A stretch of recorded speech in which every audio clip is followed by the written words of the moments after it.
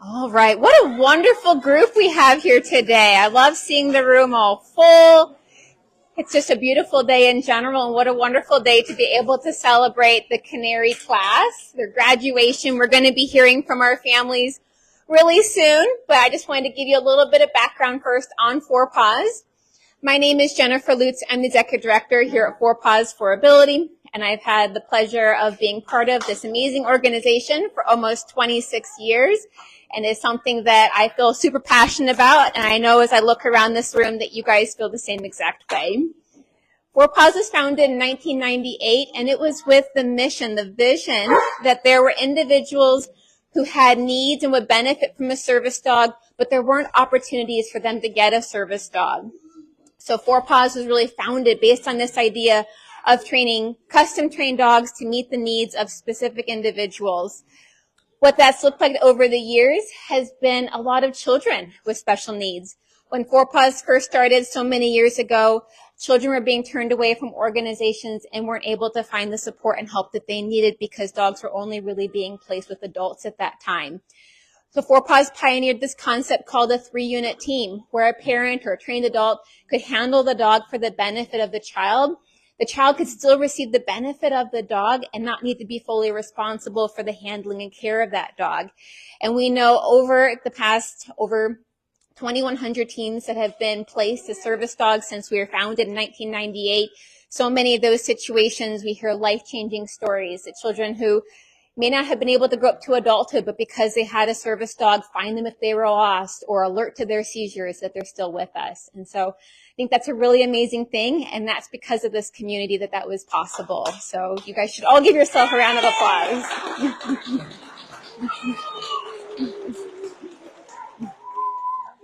Our program here at Paws, we start even before the dogs are born. We actually breed, raise, train, and place each one of these service dogs. So we have wonderful volunteers along this whole way, which Kayla will be sharing about in a little bit. But I wanted to let you know a little bit about the dog's journey. So as dogs are selected in our breeding program, the moms and dad dogs, they actually go through health and behavior clearances to be able to be part of the breeding program. The puppies that are born into the program, they have a fun job, but an involved job because it's 3 days old. They actually start their training. So that's when their eyes are still closed, their ears are still closed, just little babies. That's when their training is starting to eventually become this life-changing service dog. As the dogs develop through that puppy enrichment program, they eventually will go on to be with volunteers, then work with our training staff, learning the specific skills that they need to do to perform for a service dog. And each dog can be different. There might be a dog who is going to do search and rescue work, another dog who is going to be going to school for a child that has seizures. Every dog is unique, just like every person is unique, and that's why that match between the right dog and the right person is so important.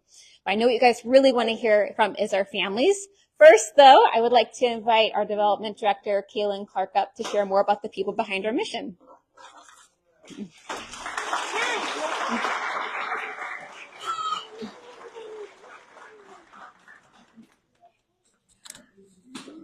Thanks, Jennifer. Hi, I'm Kaylin, and I brought the tissues. Congratulations again to all of the brand new service teams today. Before we start calling you up, I just wanted to take a moment to talk about the massive community that works behind the scenes to make days like today possible. So most people are surprised to learn that we have over 2,000 dedicated volunteers who put in a lot of sacrifice and hard work into raising our dogs. Our volunteers strengthen our mission in many ways, such as providing wonderful homes for our breeder dogs, helping our dogs while they're here at the facility, and fostering over 200 dogs at any given time to provide the foundational training and socialization experiences critical to becoming a fully trained service dog. We also employ around 60 staff members who work every day of the year to care for and train each of our dogs. Our staff ensures that our dogs meet the highest standards of health and care, that our over 2,000 volunteers and families have the support they need, and that each service dog is trained to provide the life-changing tasks for their partner. And finally, I want to recognize our generous donors. Each highly trained service dog represents an investment of $40,000, a cost that reflects the extensive training and care that these incredible dogs receive. Each family is here today thanks to their own communities and also from generous donors who support Four Paws in order to reduce the amount that our families are asked to raise. So if you are here today and part of our Four Paws community as a volunteer, a staff member, or a donor, would you please stand so we can recognize them? Thank you.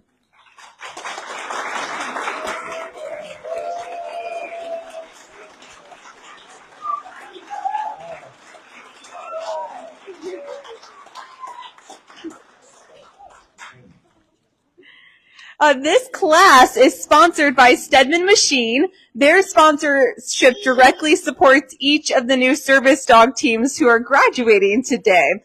To share more about this special sponsorship, I'd love to invite Dean Ritchie from Stedman Machine up to share.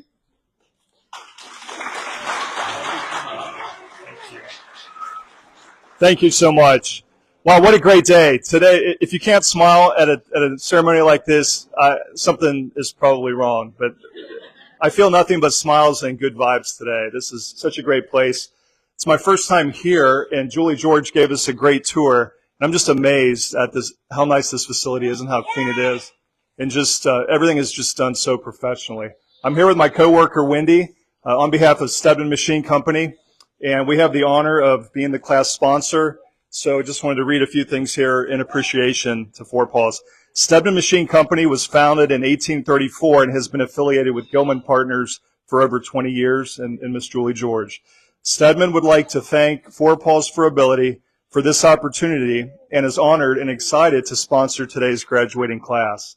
This sponsorship is meaningful in many ways. These service dogs will truly help change the lives of the children, adults, and veterans with disabilities they are paired with. These highly trained service dogs will provide safety, loyal companionship, unconditional love, and protection for those who need it most. And I volunteer as part of a prison outreach team with my church, and we go down to Blackburn Correctional and down in Lexington, Kentucky. And I was there a few weeks ago and on the service team, and a few inmates came in with a Four Paws T-shirt on and a puppy. And it was just so neat. I immediately went up to them and engaged with them. Their faces lit up. Their face said it all when they were caring for that puppy. They were so attentive and just so gentle, and it meant so much. When I asked them about the puppy, their entire demeanor just changed immediately on the spot. So Four Paws is making a difference even outside of this community. So thank you for that. Stedman also recognizes Four Paws for Ability in that you've placed over 2,000 service dogs with children and veterans with disabilities since 1998. Can we give a round of applause for that? Over 2,000 dogs. That's a lot of dogs and a lot of training. Oh my gosh, and I don't even know the half of it. So thank you for what you do. Stedman congratulates and extends sincere appreciation to Four Paws for Ability, the community volunteer trainers, on-site volunteers, donors, and everyone else involved in carrying out your important mission. Thank you so much. Thank you so much. Thank you, Dean. Thank you. Appreciate it. Thank you. If you are here today and have any questions about Four Paws, we would love to connect, or if you're watching online, send us a message. I also wanted to mention that after graduation, we'll be giving a behind-the-scenes tour that will begin in the lobby. So from now, I would like to introduce our class lead, Molly. Where are you hiding? Molly.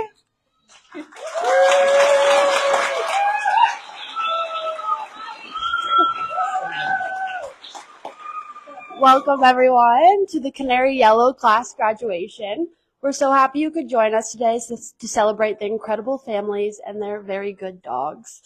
My name is Molly and I'm a senior trainer here at Four Paws for Ability, and I've had the pleasure of being the class lead the last 10 days for this amazing group of people and their brand new service dogs. This particular class is made up of 9 amazing families who have been learning how to use their life-changing service dogs to provide medical or mobility assistance, tethering, search and rescue, and behavior disruption. These families traveled all over the country. Families, I've loved getting to know each and every one of you and watching your conflict or all to the other teams in the class and giving each other a round of applause when somebody does a good job.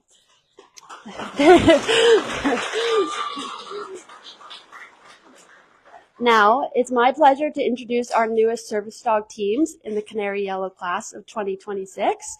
So we are going to start with the very first team of Montgomery and Charlotte.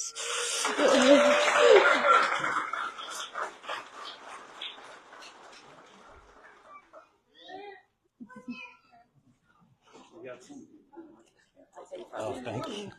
Auntie's very excited to see you all today. Yeah. Well, hello. We're the Fox family. I'm Ben. This is Emily. These are Charlotte's sisters, Hannah and Madeline. Charlotte's over there. She's a little shy today. Charlotte just had her 10th birthday on Tuesday, so a great birthday present, which was awesome.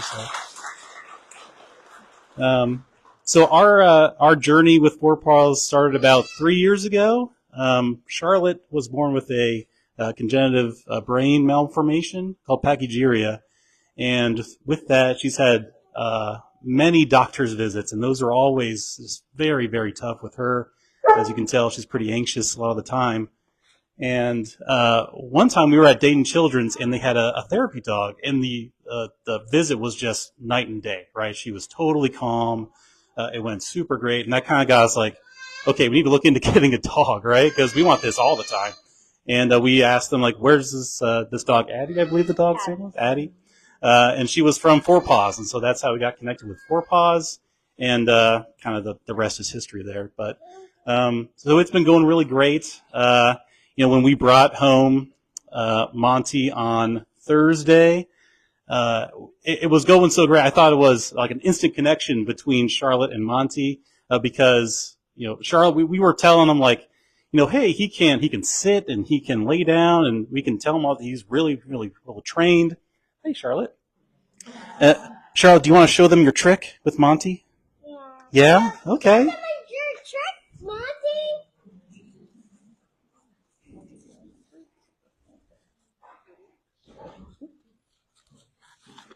Shake. Shake. You got to show it to him. Monty, shake. There you go. Yeah, so they so they actually did that like Thursday night. I'm like, oh my gosh, like she's a dog whisperer. She can teach a dog, and then the next day they told us they already taught the dog like the shake trick. So, but it was still just like a little bit, just a great connection, and it's been going so well these past. It feels like it's one of those times, right, where it feels like it's been so long and so short. Like at the same time, these 10 days. But really, super thankful to all the sponsors, to the Kennel Club who came and supported Charlotte here, to CareSource. Great job. I think CareSource also provided like the name options, like Monty, like great name for a dog. So great job, CareSource. And also thank you to the trainers, Zoe and Adelisa and Molly. Just thank you so much. It's been a pleasure to be in the class here with you. And a testament to Paws itself, right? Because every time I bring up, like, hey, we're getting a dog from someone has a story, someone has a connection.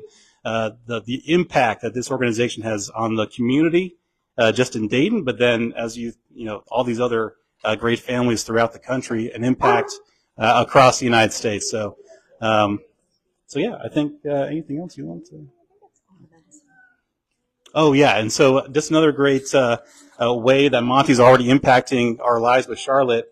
One of the more difficult parts of our day is giving Charlotte her regular medicine that she has to take every morning and evening to control her seizures that she has. And that is never a fun time, usually. But last night was the first time, and I might get emotional here, but the first time in a couple of years that she just voluntarily took her medicine because she was able to hold Monty while she was doing it. So just super thankful again to everybody involved. So thank you. All right, Hannah has a word. Monty, Monty is a cool dog.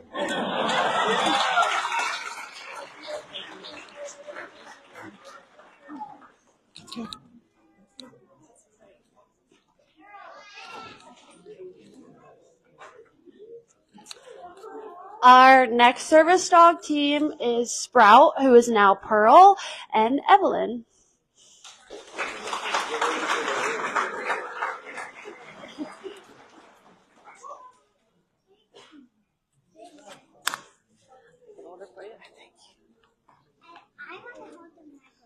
Okay, you want to hold the microphone? Do you want to tell everybody what your name is?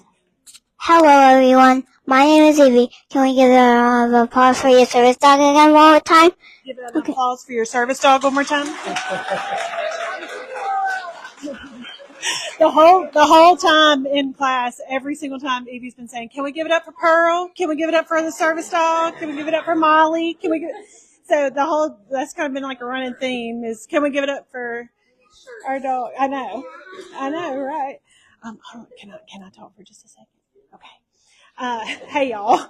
My name is Marie Kennedy. This is my husband Stephen. This is Evie, if you didn't already know. And baby brother Jack is at home. Okay, yay! We're from Brandon, Mississippi, and okay, give me just a second, okay? Tennessee to Ohio. Yeah, and we drove up here, and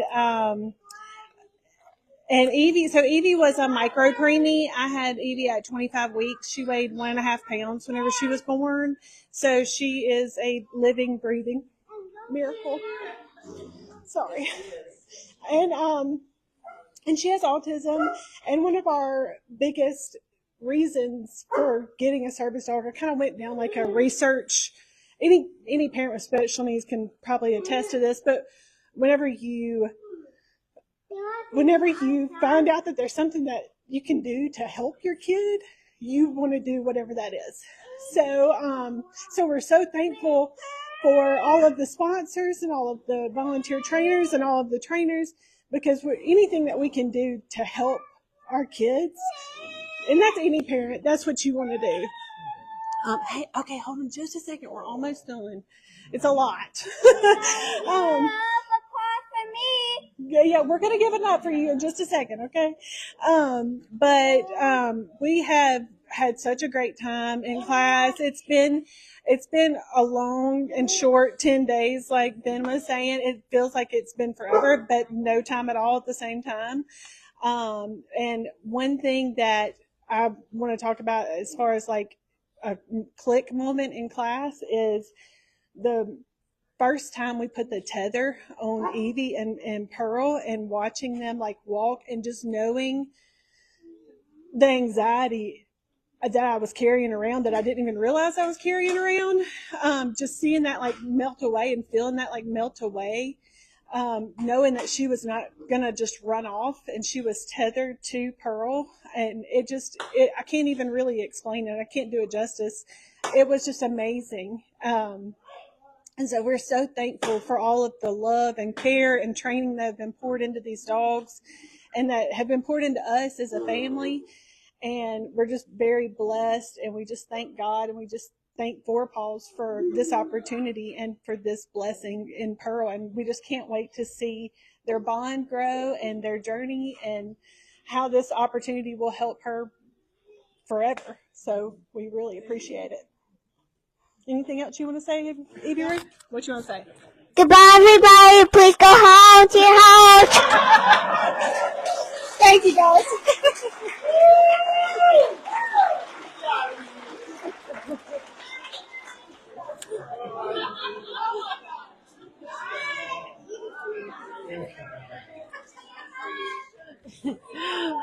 The next service dog team is Messi and Elijah and Emmett.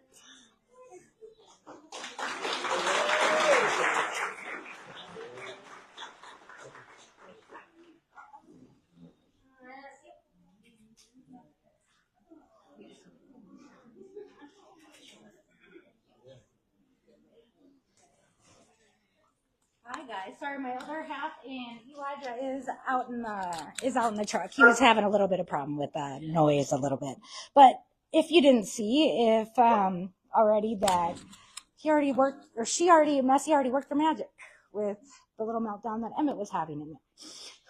Emmett is very complex. So I should probably introduce myself first. We're the Kuipers and we're from South Dakota. So Emmett has some complex issues. Seizures is one of them. And then also Elijah has Down syndrome and autism and a few other things. And he's an eloper. So we've dealt with that. Just like multiple kids in this class here have had to deal with, or their parents, not necessarily had to deal with, but lived through, maybe is one of the things. The peace that she actually just brings to us, even me, is there's no measurement that we can give for it. Especially this one. He has a lot of, a lot of self-injurious behaviors that kind of get a little rough sometimes.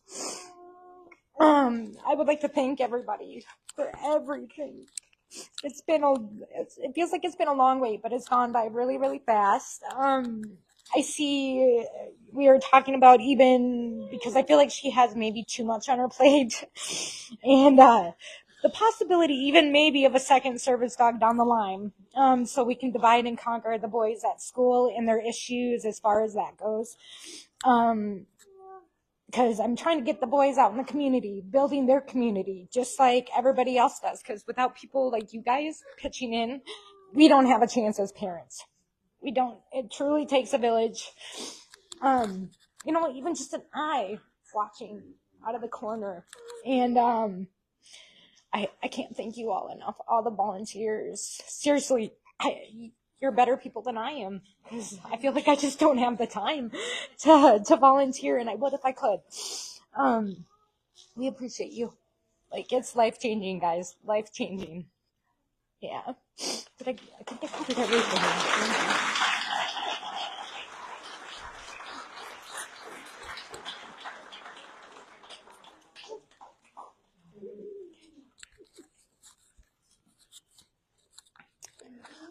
Our next service dog team is Rose and Lainey.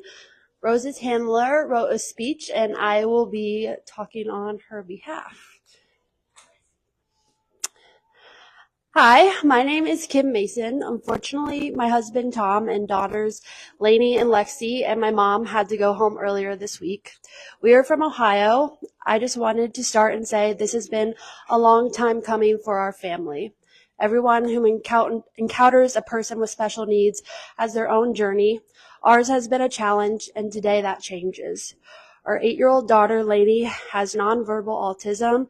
She self-harms, has frequent mood shifts, and is a constant elopement risk. Her passionate and loving personality doesn't always get to come out because of her disability. This puts stress on her and our family on a daily basis.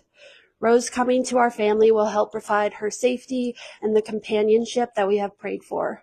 There will never be enough thank yous, but to name a few, we'd like to thank and recognize our friends, family, coworkers, the President's Charity Foundation, Springfield Fire Department, Wrestle Against Autism, and the Paws staff, volunteers, and donors for their fundraising support and the love they had shared with us to make this day possible. Thank you, and welcome home, Rose.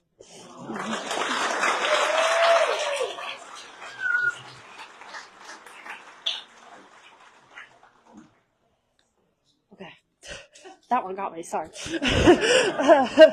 Our next service dog team is Balto and Frank.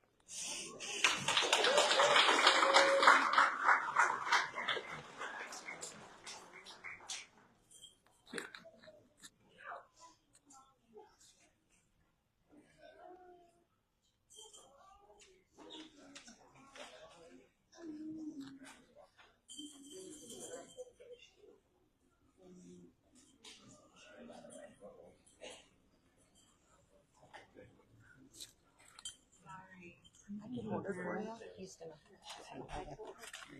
you.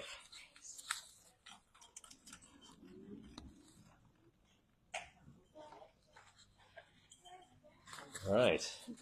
Hi, everyone. So I'm Anthony Montanaro. This is my lovely wife, Beth. This is our son, Frank. Frank is 28 years old. And I think watching from his job, yeah, he's still working, up in Wisconsin is Mitchell, Frank's younger brother. He's 26, and he's also quite intricate in our family. So Frank is 28 years old. He has PDD, that's pervasive developmental disorder. It's kind of a catch-all. He falls on the autism spectrum. He has Lennox-Gastaut, which is the seizure disorder. But he also has some physical limitations that keep him from walking long distances with regards to his hips. But overall, a super, super happy kid. He was born very premature. How many weeks? Almost 32. Almost 32, but small. He was 1 pound and 6 ounces. Yeah, 1 pound, 6 ounces. And I have some stuff written, make sure I don't forget anything here. We're from the Chicago area. Anyone that knows Chicagoland, we're about an hour and 20 minutes northwest. We're about 15 minutes from the Wisconsin border. We moved there in 2001. We relocated from the East Coast for my job. And we were here in 2017. So Balto is actually our second service dog from Paws. So our first dog served bravely with Frank for 8 years, and just an incredible dog, and really opened up his life. If I start to give you an idea on what it's like to have your child go to school and have his buddy with him, on the bus, getting off the bus, in the classroom, doing all kinds of, training and activities, search and rescue at the school, and just to be with him to calm him down if he gets too excited. So lots of just wonderful things that Titan was able to do for Frank. And I just want to make sure I cover these items before I just share a little story with you. But Balto is going to definitely help improve Frank with his walking. I mentioned he could walk short distances, but with the help of Balto, he's able to walk quite a bit more. So he has the harness. He's able to hold onto Balto, and we were at the mall the other day, and he did like a full lap. If you go on the video on the website, Facebook for the Canary group, you can see the video posted. And that's a lot cooler holding the dog than mom and dad's hand.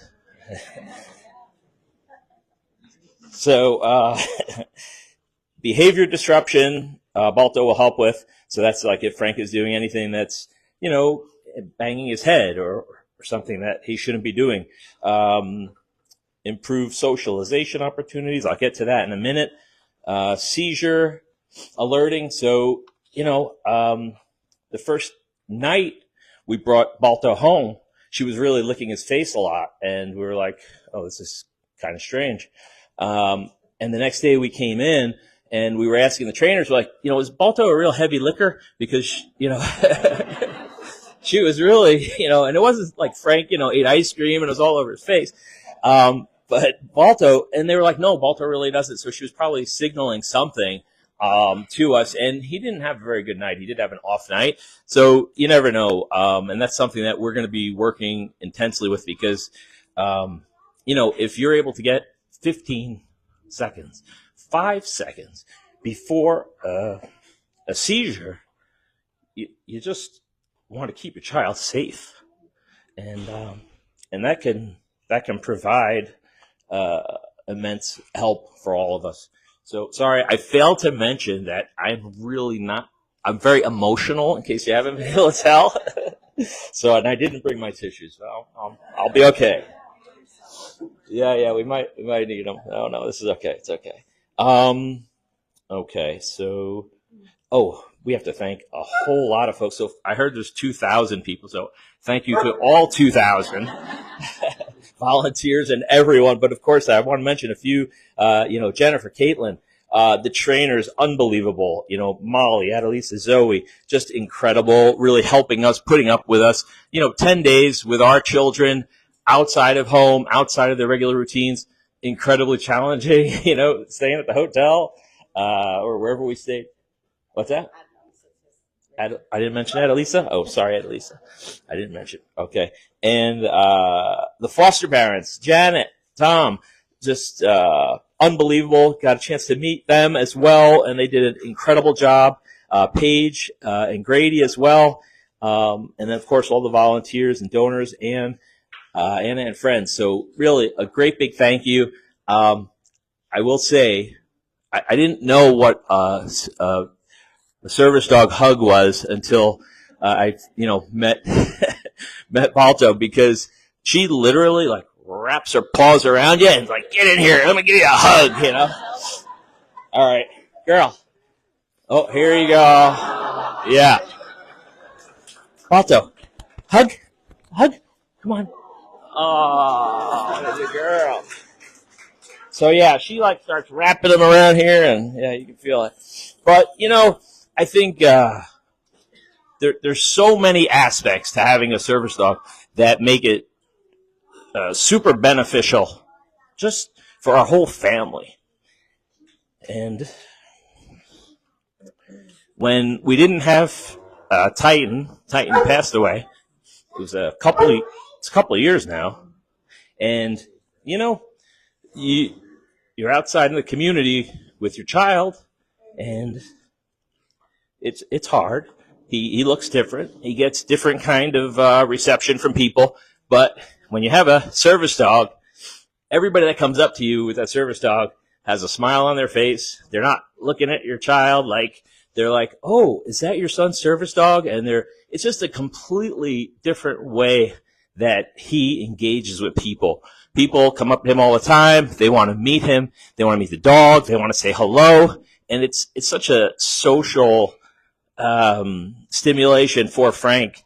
And although he's nonverbal, we can tell how much he really appreciates and loves all the engagement. So thanks to everyone for all of your – what's that? I said thank you. Yeah, thanks to all of you for all of your wonderful support and helping us and really making this possible. Balto's going to have a great life and really help our buddy here, Frank. So thanks again to everyone. Appreciate it.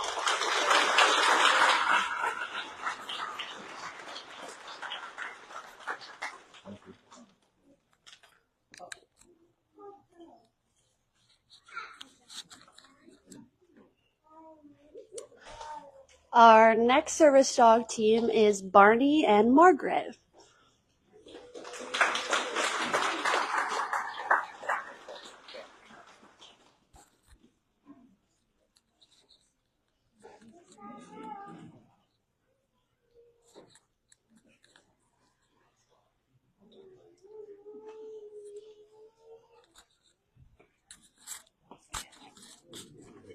Hi, so I want to start off backwards because I don't want to forget what's most important, which is to thank all of you. Starting with Stedman Machine Group for sponsoring the Canary Group as a whole. Thank you. The following people for Barney's litter, the Rotary Foundation of Oakwood. What a blessing to meet you as well. Thank you. Especially Anil Barkar, who had Barney at school with her. I think it's University of Kentucky. And lastly, Scott and Linda Clark for your love and care of Barney. And I would never forget Adelisa, Zoe, and Molly. Clearly, he is connected to all of you, and we're hoping, and we can already see the bond in our family. So Margaret is the youngest of 5. My other 4 kids wanted a baby, a puppy. And I said, oh, let's start researching for a puppy. And our neighbor's grandmother said, oh, borrow my dog for the afternoon. It's a little purse dog. And the kids are like, no, we don't want a purse dog.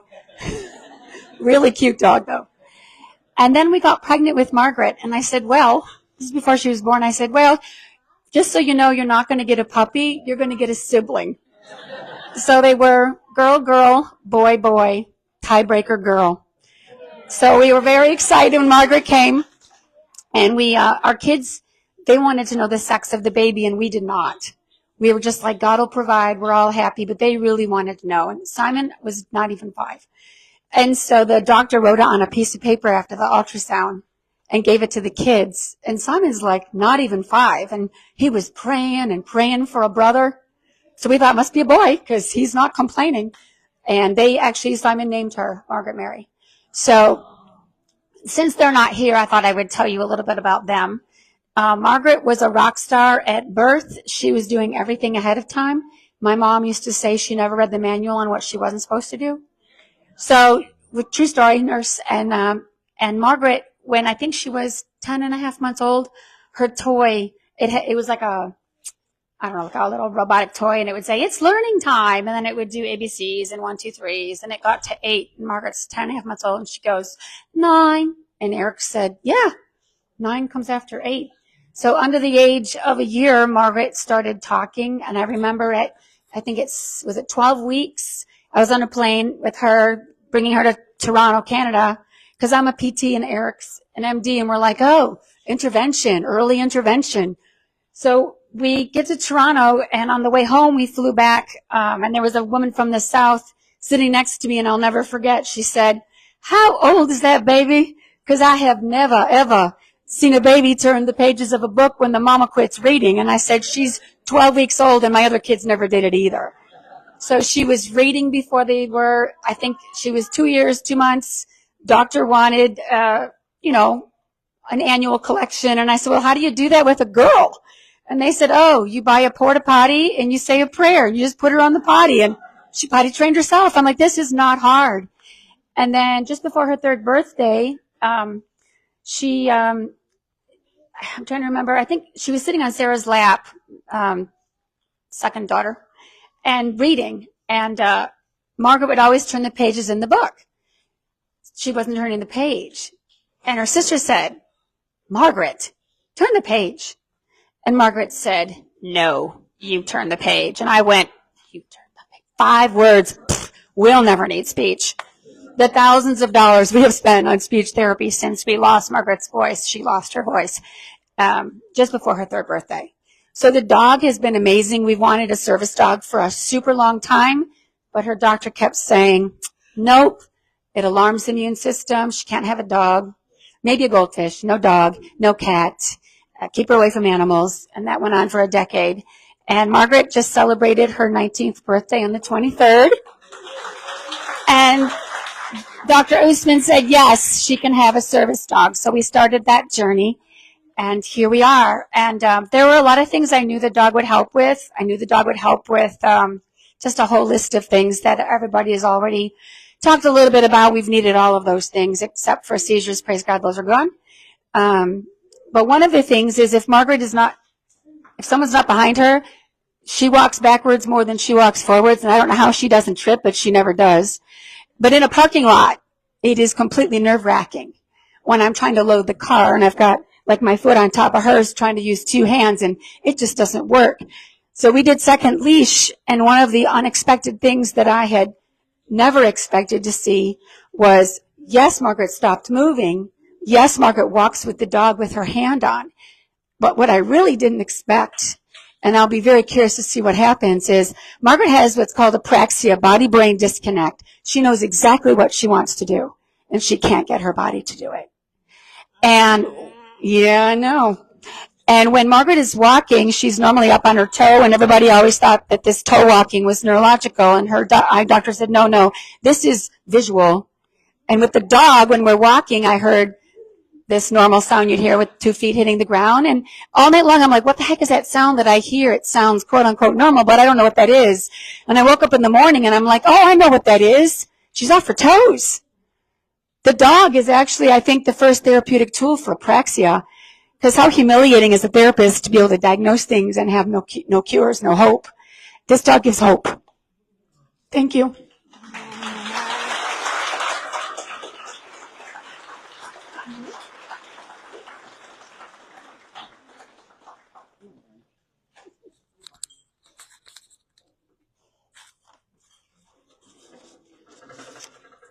Our next service dog team is Annie, who is now Zoe, and Bohdi.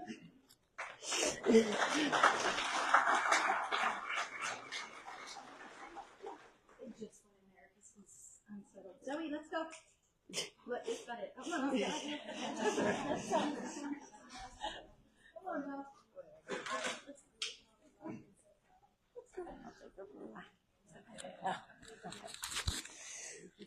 All right, so I didn't bring tissues either, but I've been trying to suck it up. All right, well, thank you so much for coming. This is my son Bohdi and my husband Adam, and I'm Chandra. We're the Rivers family, and we're here from Stuart, Florida. This has been overwhelming. I can't believe there's this many people with such big hearts. I don't know. This is just kind of, I don't even know what to say. I'm really grateful. And let's just start there. So I'm really grateful to Hope Center for Autism. They are my son's school, and they helped raise some money for Zoe. Also to the Chelsea Hutchinson Foundation, which helped fund some of our trip, and all of the donors and people who contributed on our Facebook fundraising, and people who I may not even know. Thank you so much. This place is amazing. In Ohio, I mean, you guys really embrace your service dogs. I'm really worried a little bit about Florida. I'm not as friendly in Florida. But we're just gonna walk this journey together. So this is Bohdi. He's 13, and he's very floppy, as you can see.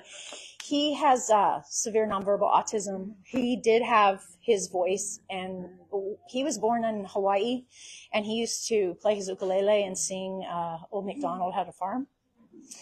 And he used to spell his name, and he used to speak. And so his voice just slowly disappeared about age 4.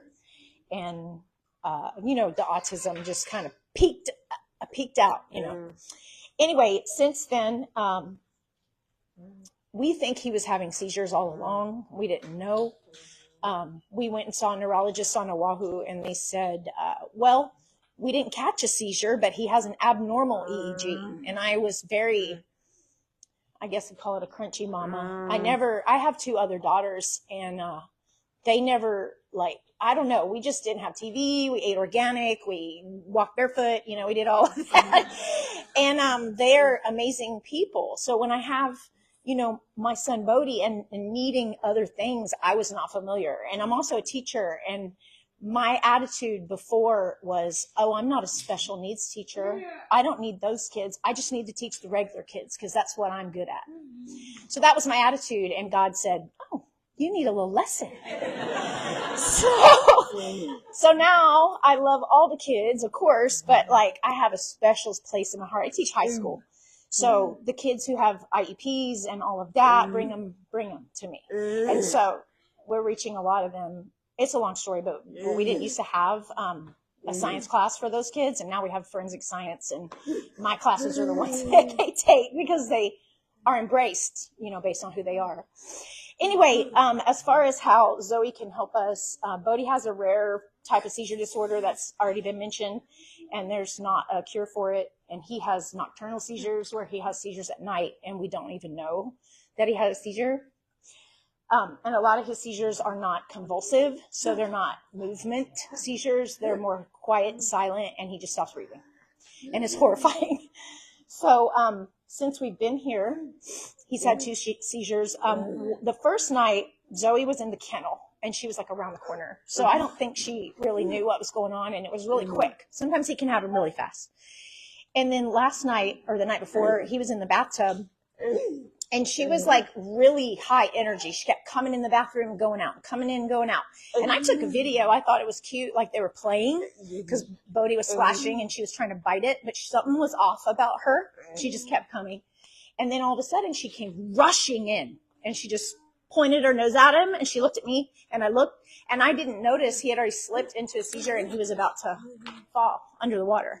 And because she had said, hey, I was able to catch him. So I don't know. She didn't bark. I know she's trained to bark, but I definitely think she noticed something.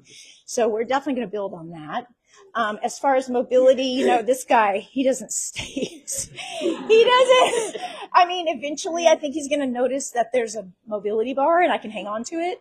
But right now, I think we're just trying to build our relationship to where he's more calm around her. He's so excited that he just wants to, you know. But Zoe also has a 75-pound boyfriend named Nalu waiting for her. So we're very excited. He's 10 and a half. And so, you know, he's retired as a dog that puts up with this one. He's like, please put him in the other room. But we're very excited and we're very grateful for all of you. And we'll continue to stay in touch. I'm sure we'll have a successor dog eventually, you know, God willing. So thank you so much. I really appreciate it. Thank you.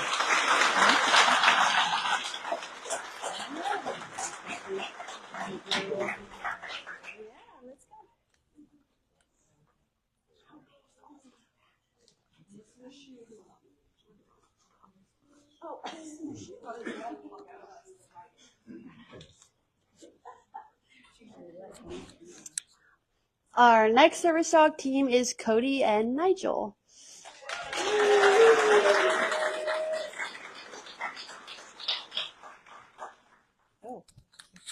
Hi. Oh, there's so many of you.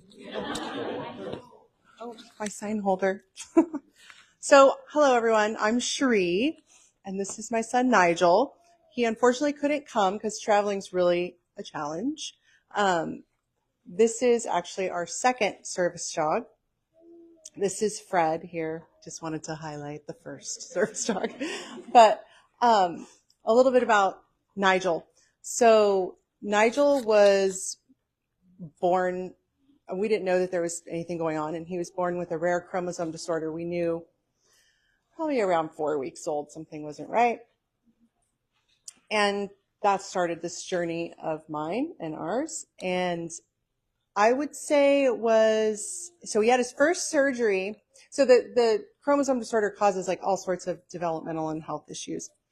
And by 9 months old, he had his first surgery. And it was by that second surgery at 1 year that I started to get to know the people at the hospital, and they have a huge service dog program. And even at that young age, you could see like this huge difference that the hospital dogs made for Nigel. And when you're new to this world and your child is in the hospital having surgeries, and you see that, and that was it. I was going to get a service dog. I didn't know anybody that had one, but I was going to get one. And flash forward, we had Fred, and Fred was amazing. I have to speak about Fred for a minute, because that dog, during our 5 and some years with Fred, months were spent in the hospital, and I don't know, 10 surgeries, a lot. And when you have, now I'm going to get emotional, when you have to watch, when you have to watch that and go through that, and you can't do anything about it, but you can be like, Fred, up, in the bed, then you feel like you've done something. And I couldn't do that without all of the volunteers and all of the trainers and everyone giving me a dog like Fred. I can barely shower once in a week, so I could never train a dog to do anything. But when we lost Fred a year and a half ago, it was just devastating. And I knew that day Ben was there, and I was like, okay, well, we've got to do this again then. And so thanks to everyone that helped me fundraise and getting back here, and now meeting Cody and his amazing foster people who have been so wonderful to us. Thank you so much, because now, it's not, I can tell the families that are getting a service dog for the first time how much of a difference it makes. And there's going to be days when you're with the wheelchair and the kid and this, and you're like, wait, hold on, what did I do to myself? But 90% of the time, it's this amazing thing that really truly helps you. And then having lost Fred, this last year and a half has sucked. Can I use that word? So it's very exciting to have our new dog. So thank you so much to all of you, especially you guys, for being wonderful fosters and supporting me, and Paws and all the volunteers. And did I thank everyone? Okay. Thank you. I'm done talking now.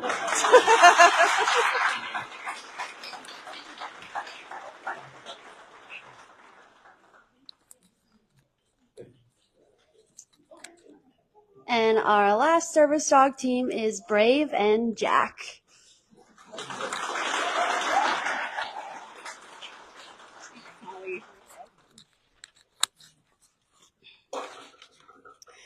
Hi, my name is Jill, and this is Devin. Hello. Hi. And Jack, do you want to introduce yourself? Hi, I'm Jack, and I'm from a faraway city called Portland, Oregon. Hey, good job. Is there anything you want to say about Brave? Yes. So, Brave is a golden lab retriever, and he's a service dog, and he used to live in a building right over there for a long, long time. Can I tell some more stories? Yes. Thank you. It's okay. It's all right. Okay, so we also want to introduce, Jack has an older sister, Emma, and a younger brother, Rainier, who are at home with Grandma and Grandpa. So Grandma and Grandpa are on the list of people to thank because they've been managing my 5- and 9-year-old the last 2 weeks. We're from Portland, like Jack said. So Brave's going to take his first 2 airplane flights tomorrow. He's going to do great. What made us decide to pursue a service dog? Well, from an early age, you guys were all talking about the stories of your children. I was just going to say, Jack has autism and ADHD and anxiety, and he started doing things on his own time and in his own way, starting at the 20-week ultrasound. Where we were doing the metrics. That's the ultrasound where you just find out if it's a girl or a boy, and they just were silent and then sent us to a building with a higher resolution machine. So we have a lot of stories, like some of the other folks in this room, where early on our journey started. But from an early age, Jack expressed interest in dogs. So we didn't have a dog. We had 2 kids. That was enough. But every time we were in a room with a dog, rather than engage with someone before we knew he had autism, rather than engaging with someone, which is hard for him because he's a Gestalt language processor. Yes. Oh, sorry about that. Okay, and at school, I go to a really hard class that only has a second grade class that only has 5 second graders and 10 kindergartners and first graders, and they don't listen very much, and I'm the only one who listens, but not them. Because and I have a teacher named Miss Caitlin, and he teaches a lot of kids, but the kids don't listen every time. That's right. Thank you, Jack. We'll make sure Miss Caitlin sees this. So he, from an early age, we noticed he would engage with animals more than humans, so that was kind of one clue. Later, we found out he was a Gestalt language processor. You can Google that. And so we had in-home speech. For a lot of children with autism, accessing therapies and medical appointments in the clinic is exceedingly challenging. So for Jack, one of the hopes we have for Brave and Jack is that the medical appointments and the therapies that are recommended will go smoother, so he doesn't get as dysregulated when he's in those environments. And I just want to finish the story before I forget. The other reason why we pursued Paws specifically was was because we actually applied for a program in Oregon, but because of Jack's intense behavior needs, they could not take us as partners. One of the symptoms that Jack has is he has emotional outbursts, violent behavior towards himself or others, and then elopement. And certain organizations don't train all of the tasks. So having tethering and search and rescue were big on our list. And Devin's manager, actually, this goes to show the power of a network, in one of their one-on-ones, was talking about Jack, and he said, you have to meet this woman who is a alumni of this program. So Karen Wells Kirkpatrick had a dog named Shenandoah. Her daughter is much older now, and anyway, she said, you have to go to Paws. So that's how we found this program all the way out in Portland. So a special story that I'd like to share, I have two stories. The very first day when we witnessed the tracking, I basically was undone. Lots of us have been crying here, and, you know, crying means you feel safe. And so this class, I've cried every day because it's nice to have support in elopement. Lots of people will judge you or whatever, but there's a lot of fear associated with elopement with autism. So to have this support is incredible for us. We also hope that having the dog behavior disruption will just help prevent that elopement from occurring in the first place. So watching the tracking has been really life-changing for us. We're looking forward to practicing that when we get back. And then on Sunday, Jack was celebrating his 8th birthday. We had so many birthdays this week. And we decided to take him to the Air Force Museum. Great place to take an autistic child because it's big, so even though there's a lot of people, you can find a non-crowded space. And low light. We were having a great trip, practicing tethering, practicing all the commands. And then we went to the cafeteria to get some ice cream. And a stranger came up and tried to engage with Jack, and he became dysregulated and starting to have a meltdown. And Devin was the handler and immediately practiced the nuzzle and the go-to command, and it helped de-escalate the situation. And I was just like blown away. I was like, wow, if that happened in previous times, we would have been walking out with our son kicking and screaming the whole way, or we would have been laying on him while he was having a meltdown, like a clear the room kind of situation. So Brave was shining really well for us, even halfway through the class. The other thing I'll just say is we hope for Jack that we can grow into a team, from a team of 3 to a team of 2. Jack is very active. Ever since he was 18 months old, he's been eloping. Very mobile child on everything imaginable. The scooters, the bikes, everything. So I think it's a really well match in physical ability. We're hopeful that Jack and Brave will learn how to play in the yard together. One of Jack's favorite activities is just running around in place, even if it's in the yard. We're trying to train him to do that instead of eloping. So having a dog that'll join him on that will be fantastic. And then, yeah, I wrote a lot of things down. I will speed it up. Our goal is that we want to see Jack grow through these school years. He's in 2nd grade now, with Brave to help his regulation, his confidence. Through his differences, he's starting to understand and be aware that he is different. So we're hopeful that this service dog will help him with some courage that he might not otherwise have as he grows into this social, emotional learning phase of his development. Before I thank anyone, do you want to say anything? Okay.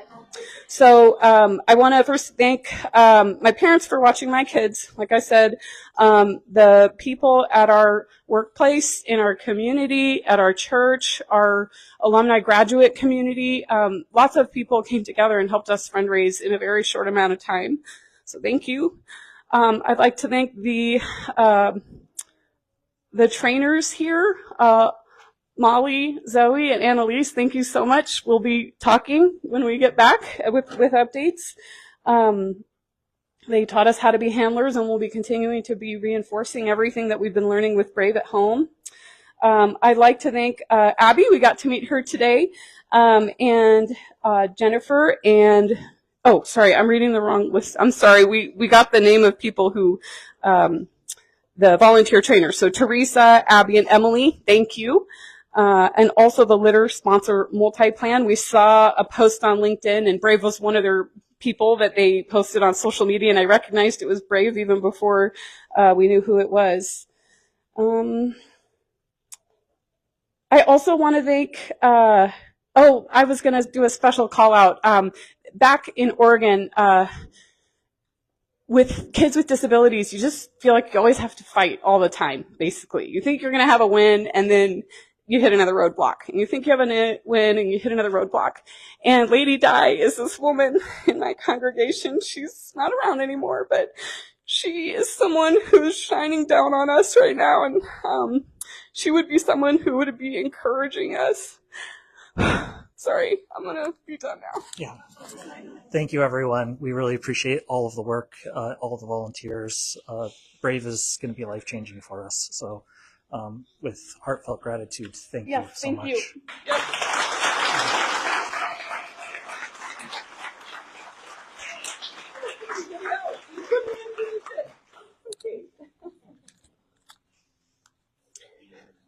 That is all our graduating teams in Canary Yellow. So just like Evie says, let's give it up for them one more time.